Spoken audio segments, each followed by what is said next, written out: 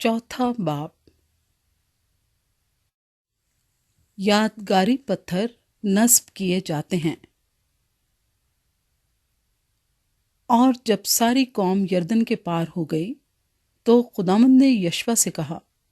कि कबीले पीछे एक आदमी के हिसाब से 12 आदमी लोगों में से चुन लो और उनको हुक्म दो कि तुम यरदन के बीच में से जहां काहिनों के पांव जमे हुए थे 12 पत्थर लो और उनको अपने साथ ले जाकर उस मंजिल पर जहां तुम आज की रात टिकोगे रख देना।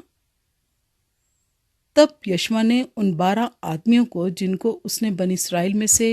कबीले पीछे एक आदमी के हिसाब से तैयार कर रखा था, बुलाया और यशवा ने उनसे कहा, तुम खुदावंद अपने खुदा के अहद के संदूक के आगे आगे यरदन के बीच में जाओ और तुम में से हर शख्स बनी इसराइल के कबीलों के शुमार के मुताबिक एक एक पत्थर अपने अपने कंधे पर उठा ले, ताकि ये तुम्हारे दरमियान एक निशान हो। और जब तुम्हारी औलाद आइंदा ज़माने में तुमसे पूछे कि इन पत्थरों से तुम्हारा मतलब क्या है, तो तुम उनको जवाब देना कि यरदन का पानी खुदावंद के अहद के संदूक के आगे 2 हिस्से हो गया था, क्योंकि जब वो यरदन पार आ रहा था तब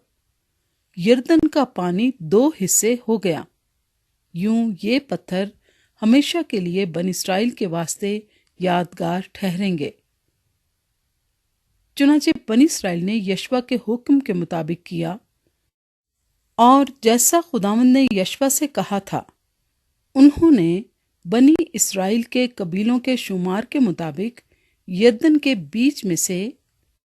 12 पत्थर उठा लिए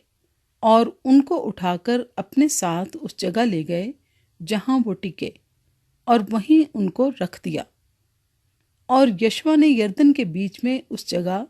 जहां अहद के संदूक के उठाने वाले काहिनों ने पांव जमाए थे 12 पत्थर नस्ब किए।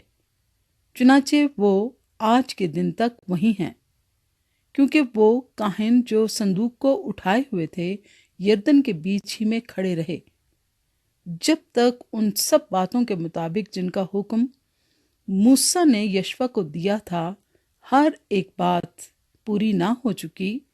जैसे लोगों को बताने का हुक्म खुदावंद ने यशवा को किया था। और लोगों ने जल्दी की और पार उतरे। और ऐसा हुआ कि जब सब लोग साफ पार हो गए तो खुदावंद का संदूक और काहिन भी लोगों के रूबरू पार हुए। और बनी रूबन और बनी जद और मनस्सी के आधे कबीले के लोग मूसा के कहने के मुताबिक हथियार बांधे हुए बनी इसराइल के आगे पार गए। यानी करीब 40,000 आदमी लड़ाई के लिए तैयार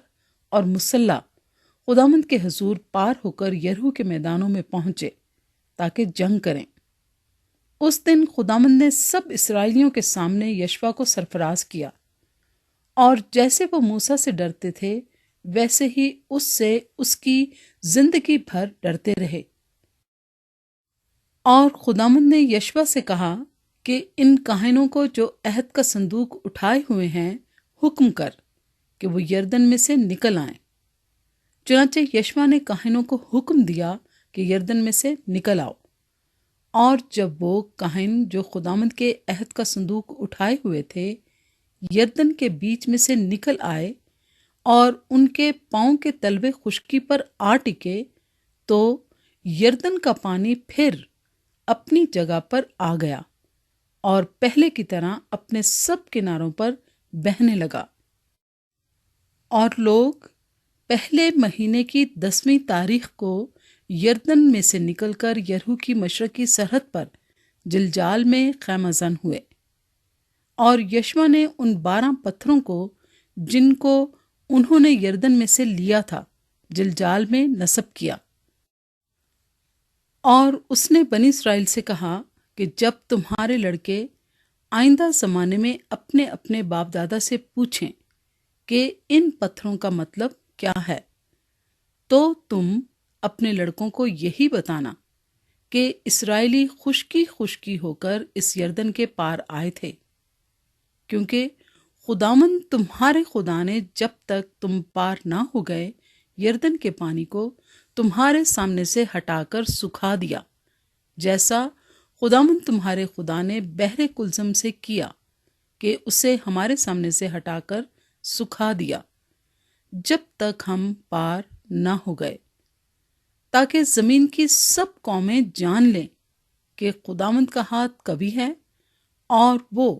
خداوند تمہارے خدا سے ہمیشہ ڈرتی رہیں۔